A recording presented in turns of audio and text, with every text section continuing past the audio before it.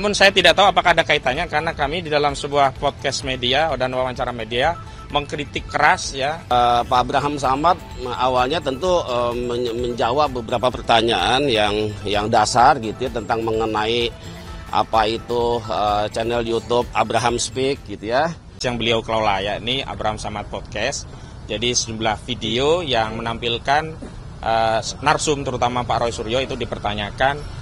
Dan pertanyaan-pertanyaan yang kaitannya dengan teknis seperti akun, email, dan seterusnya. Tentu hal-hal yang sifatnya teknis ini tidak dijawab karena bukan pekerjaan dari seorang Abraham Samad begitu. Dan perlu kami sampaikan bahwa sampai hari ini juga kita belum bisa memastikan karena penyidik juga tidak bisa menjelaskan sebenarnya konteksnya itu di pasal yang mana. Karena memang pasal-pasal yang dilaporkan itu masih dijadikan satu ya antara laporan Saudara Joko Widodo. Dan kita ketahui kalau Saudara Joko Widodo laporannya adalah pasal 310, 311, 27A dan 35 Undang-Undang ITE termasuk 32 Undang-Undang ITE. Sementara memang kita ketahui yang disatukan dalam berkas yang ini menjadi bahan dari pemeriksaan Pak Abraham Samad juga laporan-laporan dari sejumlah Polres yang dikonsolidasi di Polda Metro Jaya, misalnya laporan dari Saudara Lecumanan, laporan dari Andi Kurniawan dan juga Maret Samuel Suiken. Pasal-pasal yang dikenakan juga disatukan yakni pasal 160 KUHP tentang penghasutan, juga tentang pasal 28 ayat 2 Undang-Undang ITE. Memang yang dipertanyaan kami adalah ada satu pasal yang dulu sempat muncul dalam proses penyelidikan yakni pasal 28 ayat 3 Undang-Undang ITE tentang pemberitahuan kabar bohong yang dianggap ya klien kami ini diselidiki dalam konteks adanya perkara pemberitahuan bohong yang menerbitkan kerusuhan di tengah masyarakat sebagaimana diatur dalam pasal 28 ayat 3 Undang-Undang ITE junto 45A Undang-Undang ayat 3 Undang-Undang ITE. Namun saya tidak tahu apakah ada kaitannya karena kami di dalam sebuah podcast media dan wawancara media mengkritik keras ya institusi yang disebut dengan Peradi Bersatu karena setiap ada konferensi pers atau wawancara media mereka menyatakan ada laporan yang melaporkan diantaranya adalah Peradi Bersatu. Namun setelah SPDP kami terima, yakni surat perintah dimulainya penyidikan yang itu ditujukan kepada Kejaksaan DKI yang ditembuskan kepada klien kami, yang ditindaklanjuti hari ini pemeriksaan saksi untuk pertama kali dalam proses penyidikan, itu tidak ada satupun laporan atas nama Peradi Bersatu, yang ada hanya individu-individu yang kami sebutkan tadi.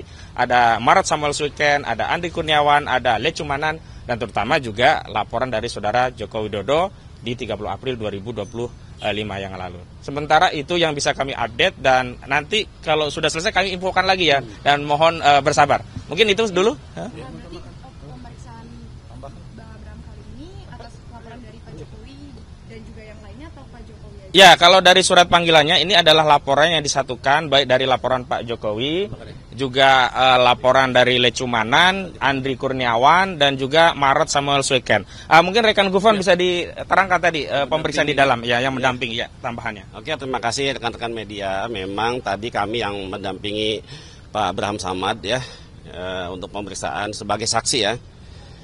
Selain kami juga dari YLBHI ada Kontras, ada IM57 dan kami dari LBH Muhammadiyah. Memang sebenarnya tadi pertanyaan sudah selesai itu. Udah apakah ada pertanyaan, apakah ada yang saudara ingin jelaskan? Kan biasanya begitu tuh.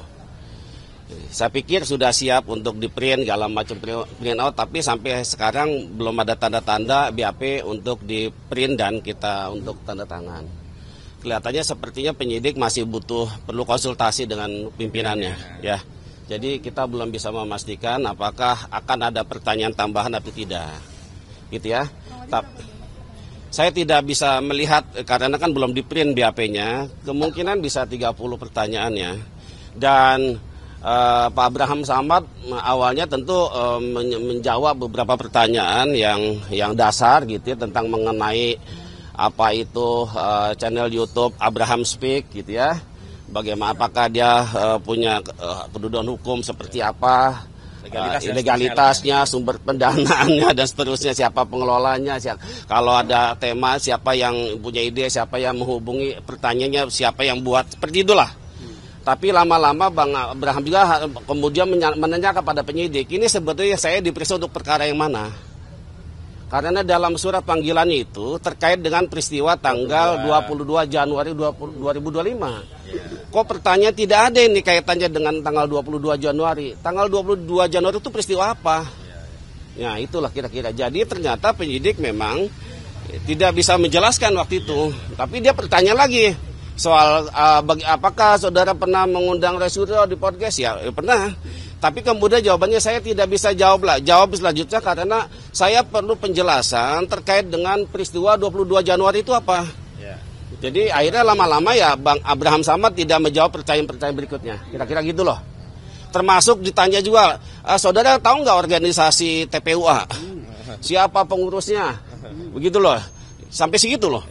Kemudian apakah saudara datang ke Jogja, ke UGM, ke rumah kediaman di Jokowi di Solo? Sampai ke sana pertanyaan. Tapi Pak Abraham Samad tidak jawab karena saya minta penjelasan tanggal 22 Januari itu apa, peristiwa apa. Dan peristiwa yang di UGM, yang di Solo juga saya tidak ikut, saya tidak tahu apa-apa.